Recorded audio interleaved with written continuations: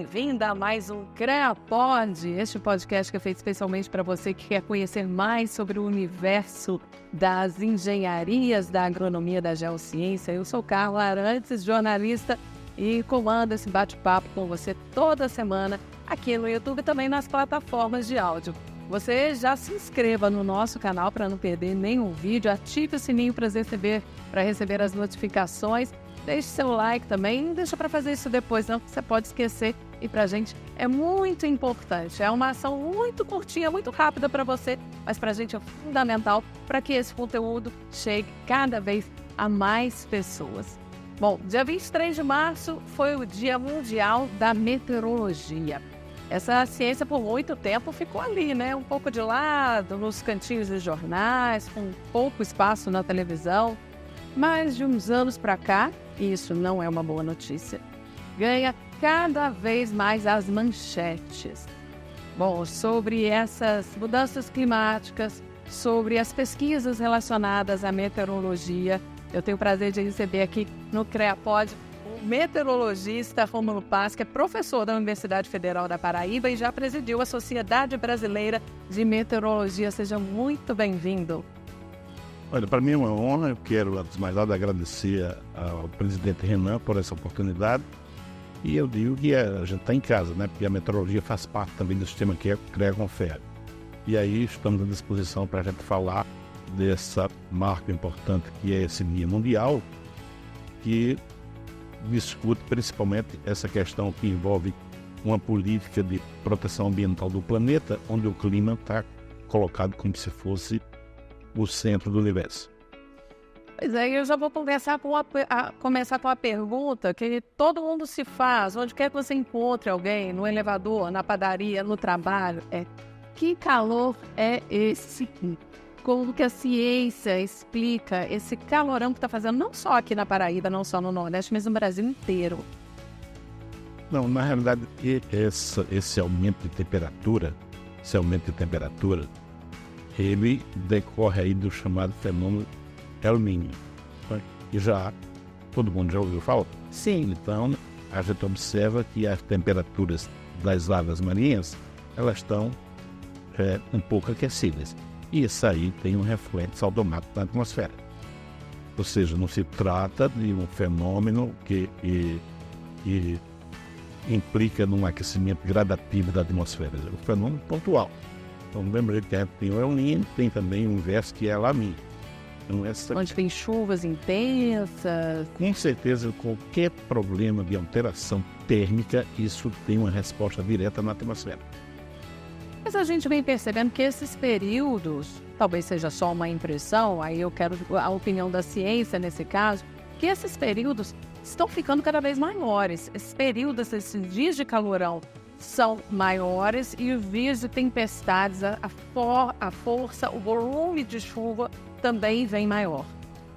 Não, isso é só impressão. É impressão? Só impressão. Porque veja o seguinte, a gente não pode se servir de instrumento para medir as variáveis meteorológicas. Sim. Por exemplo, a gente pode estar em um recinto fechado, com ar-condicionado, e você está se sentindo bem e eu estou sentindo muito frio.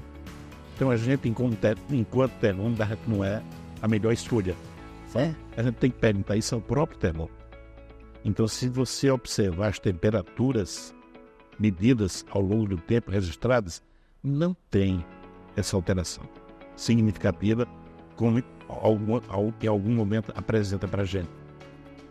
Pois é, essa seria uma das minhas perguntas, inclusive, como é que são feitas essas medições e como é traçada também a média histórica. Eu tenho muita curiosidade sobre isso, porque as pessoas até brincam na internet, já virou meme, né? Choveu mais do que a média histórica, choveu mais do que o previsto. Poxa, então quem está fazendo essa previsão está fazendo errado, porque todo ano chove mais do que o previsto. Como que são feitas as medições e essa média histórica também, como é que ela é traçada? E essa pergunta é muito importante para ter uma melhor capacidade de fazer a interpretação dos dados que são disseminados. Quando a gente fala no clima, a gente está trabalhando em um dado que foi estudado durante 30 anos. Então você diz o clima de João Pessoa em janeiro como é a temperatura em João Pessoa, em janeiro? Você vem aqui instalar uma fábrica e você quer saber a oscilação de temperatura em janeiro. Quais foram as temperaturas extremas, máximas e mínimas e a temperatura média? Isso aí, como é que a gente faz? A gente mede durante 30 anos para definir esse padrão. Sim. Então, por exemplo, a de janeiro de 2024 pode estar bem diferente desse padrão. Por isso essa comparação, olha, eles chamam de média histórica. Na verdade, a gente chama o nome correto é normal climatológico. Então, a normal climatológica de janeiro em João Pessoa é o que foi medido entre 1990 até 2020. Ah, sim. Então são esses 30 anos. Esses últimos 30 anos foi medido. Então daqui a 30 anos a gente vai trabalhar com esse valor. Aí é 24 choveu mais, 25 choveu menos, e aí vai. Você sempre tem como referência aquele outro período de 30 anos. Então aí você dizia aqui em João Pessoa, a gente mede dele quando? A gente mede dele em 1931. Então tem 3 períodos de medição. 31 a 60, 61 a 1900, 1900 a 2020. Aí se você quer saber e quer fazer alguma observação, se está havendo um gradual aumento ou diminuição de temperatura, você tem que olhar esses 3 padrões que foram definidos. Se você observar em algumas estações no Brasil, tem estações que mostram que a temperatura diminuiu. Você pegar o Ceará, as estações que eu peguei lá no Ceará, a temperatura diminuiu nessa última medição dos últimos 30 anos. Então, que é um choque para o... Sem nenhuma intervenção, ou com alguma ação que fez com que a temperatura diminuísse. Por exemplo, reflorestamento. Ótima aí a sua observação. Para você diminuir é mais complicado. Seria isso que você está dizendo.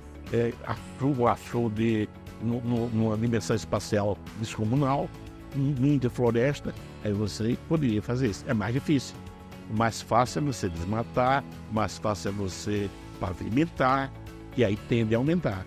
Se você pegar, por exemplo, a de João Pessoa tem mais de 100 anos. Ela fica ali, vizinho ao Forró, quase em frente ao Bom Preço. Sim. Evidentemente, o que está sendo medido hoje é diferente do que se media há 30, 60 anos. Porque tem toda uma urbanização dele. Não era isso, então significa o quê? Que aquilo ali você vai ter uma alteração local, certo, que vai descaracterizar o fenômeno. Então, realmente, se você olhar para lá, pegar esses 3 padrões, você vai ver que houve, no último, principalmente, um aumento. Mas esse aumento você não pode chamar de aquecimento global. Se for para a universidade, por estação que está medida onde não houve alteração urbana, você não vai ter essa modificação. Ótimo você entrar nesse assunto. Existe o aquecimento global? Olha, veja o seguinte, é uma tese que encontra uma forte refutação. Começa por onde? Começa aqui, olha, onde é que surgiu isso? Surgiu do vice-presidente americano Al Gore, vice-presidente de Clinton. Ele lançou um livro e fez essa advertência. Quando ele estava terminou o governo dele, ele tentou se eleger, não conseguiu. Aí ele apareceu na mídia para esse que foi premiado até com o Prêmio Nobel. E depois houve um documentário que também foi premiado com o Oscar, em 2006, para difundir exatamente as ideias dele. Mas tem uma resistência terrível. Começa lá pelos americanos. Para deixar isso bem resumido, quando Trump assume, ele tira do Acordo de Paris. Sim. Quando o Biden assume, dia seguinte faz o quê? Volta para o Acordo de Paris. Então, um é a favor do aquecimento, outro é contra o aquecimento. Não é só uma briga de políticos, é porque há refutação a essa tese. Eu próprio fui dar uma olhada nas estações, nos dados meteorológicos. Para saber se está havendo essa evolução da temperatura, é simples, qualquer um vê. Você diz, olha, no primeiro período de 30 a 60, a média da temperatura foi uma. De 61 a 1900, ficou muito próximo. De 900 a 2000 também não mudou. Isso é um dado altamente relevante. Então eu olhei, por exemplo, as estações do Rio Grande do Sul, o ano passado no encontro da engenharia no SOEA, antes da palestra, eu vi que não houve alteração nesses 90 anos nas temperaturas do Rio Grande do Sul. Ou se dá uma explicação teórica sobre essa questão do Rio Grande do Sul, ou tira o Rio Grande do Sul do globo. O Rio Grande do Sul não faz parte do globo. Aquecimento lá, não falaram com isso. Eu acredito, obviamente eu não tenho conhecimento na área, mas quando se fala em aquecimento global, fala do aquecimento de uma forma geral, porque a gente vê extremos, né, como o Polo Norte, o Polo Sul, como as geleiras que estão derretendo, o aquecimento das águas, o nível das águas também que estão aumentando. Então, o senhor acredita que isso seja um fenômeno ou são vários fenômenos concomitantemente que vão acontecendo? É um fenômeno. Fenômeno de mídia. O urso polar esquelético em cima de um pedaço de gelo, uma geleira caindo. Você tem que perguntar, se você for falar isso com um meteorologista, a primeira coisa que ele vai ver é o termômetro. Mostra lá no termômetro. Tudo tem aí 100 anos de medida. E você vê, Jorge, há 115 anos o Brasil instalou seu serviço de meteorologia. E quando ele instalou seu serviço de meteorologia, ele implantou 400 estações de medições explosivas de João Pessoa. Para a gente, ao longo do tempo, monitorar o que é que está acontecendo com a meteorologia e com o clima. Temos que olhar esses dados. Houve um aumento da temperatura, mas a senhora acredita, então, que esse aumento não seja significativo? Não, não tem uma catástrofe iminente? Olha, veja uma coisa interessante. Eu, de certa forma, contaminado com esse fenômeno de Mindy, eu sequer fui olhar os últimos dados dos últimos 30 anos, que foi de 1901 a 2020, eu nem fui olhar. Por quê? Porque aqueceu. Se você, pelo menos, disser que vai empate, eu lhe mando o inferno de cabeça para baixo. Eu digo, eu nem vou olhar. Por curiosidade, antes da palestra lá no Rio Grande do Sul, eu vou dar uma olhada. Me surpreendi. O termômetro está dizendo que não, pelo Rio Grande do Sul. E eu vi no Ceará também, pior, resfriou. Outras estações indicam o aumento nos últimos 30 anos. Sim. Como João Pessoa. Campina Grande é diferente. Mas essa você tem como dar uma explicação. Não dá para dizer que é urbanizado. Você conhece ali a região. Ela, inclusive uma passarela que fizeram agora, acima da estação. Há mais de 5 anos que eu estou tentando levar a estação para a universidade para preservar desse efeito. Estamos tentando, vamos conseguir. Então, é nítido, quanto mais central, quanto mais urbanizada a área, você vai aquecer. Vai aquecer, não tem como. Mas você vai dizer que isso vai influenciar o mundo? A Noruega, a Dinamarca, pelo estado interferindo aí nessa política ambiental? Essa é uma questão. Então, entenda que do ponto de vista da meteorologia, há forte refutação. Claro, dentro da nossa categoria, boa parte do mundo tem quem aceite, né, a tese e tem quem não aceita a tese. Ciência é isso. Agora, quando vira fenômeno de mídia, é porque o poder político já assumiu. Aí a briga fica desproporcional. Porque você dizer que não é aquilo se o poder político já definiu que é assim e vai ser assim, entender essa dificuldade? Mas aí é onde reside a importância do nosso sistema fiscalizador, que deve atuar com independência. E a meteorologia está aqui dentro. Por que eu digo isso da importância, e parabenizando vocês também pela atenção que estão tendo com o tema? Porque isso tem uma ligação direta com a nossa soberania, porque tudo isso eles escolheram, digamos, como a pedra de toque, a Amazônia. Então há um interesse global sobre a Amazônia. Tá? sob a alegação de que ali é onde estava o aspecto regulador desse aumento de temperatura. Isso nós, profissionais, precisamos sentar sobre o cruzcal com elas e discutir. Discutir de uma forma séria, científica, para saber até que ponto a gente pode apoiar ou, de qualquer forma, a gente está colaborando com a política de governo. Essa é a questão, deixar os cientistas realmente estudarem, pesquisarem e discutirem sem interferências políticas e ideológicas, né? Essa questão é importante. E tu entendes que o sistema fiscalizador é importantíssimo para isso? Porque eu cheguei a essa conclusão há muito tempo. Eu sou professor da universidade, mas eu atuo na política profissional com a minha categoria, como você falou aí, que eu presidi a entidade. E aqui na Paraíba tem uma influência grande, porque nossa presidenta é paraibana, ela trabalha em São Paulo hoje, né, a doutora Rafaela Vilar. A nossa vice-presidenta é Marli Bandeira, que é uma meteorologista aqui da Paraíba, é bem conhecida da mídia também.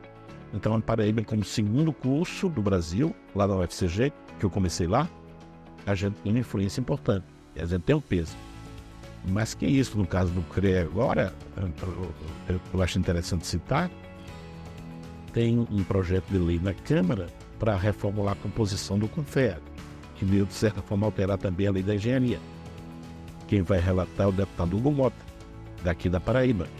Estive com ele, foi muito bem recebido, e eu acho que isso vai ser uma contribuição importantíssima que ele vai dar aqui para essa discussão.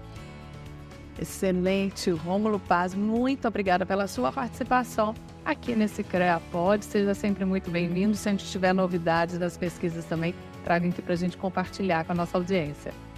Eu, mais uma vez, quero deixar aqui registrado o meu contentamento e o parabéns a você, ao presidente Renan, com a certeza de que ser um passo muito importante para a gente conseguir nossos objetivos. Grande abraço, obrigada.